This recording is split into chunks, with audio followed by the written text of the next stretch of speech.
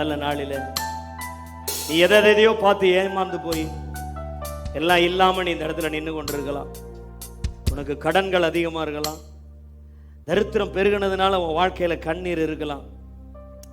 ஒருவேளை நீ செத்தா கூட நல்லதுன்னு நினைக்கலாம். உன் வாழ்க்கையில இல்லாதவைகளை இருக்கிறவைகளாக மாற்றுகிற தேவனாக அவர் இருக்கிறார். நீ ஏன் சாக வேண்டும்? நீ ஏன் அழுது கொண்டிருக்க வேண்டும்? நீ ஏன் புலம்பிக் கொண்டிருக்க வேண்டும்? நீ ஆராதிக்கிற தேவன் ஒன்றுமில்லாதவைகளிலிருந்து இந்த உலகத்தை கொண்டு வந்தவர். ஒரே வார்த்தையினால் இந்த உலகத்தை உண்டாக்கினவர். அவர் உன் வாழ்க்கையை ஆசீர்வதிக்க மாட்டாரோ? நீ ஏன் அழுது கொண்டிருக்கிறாய்? நீ ஏன் அழுது கொண்டிருக்கிறாய்? உன் எதிர்காலம் உனக்கு இருளாய் இருக்கிறதோ? என் தேவன் அதை ஆசீர்வதிக்க முடியும். கண்களை மூடி அவரை பார்த்து சொல்லு, என் தெய்வமே, நீரே போதும்.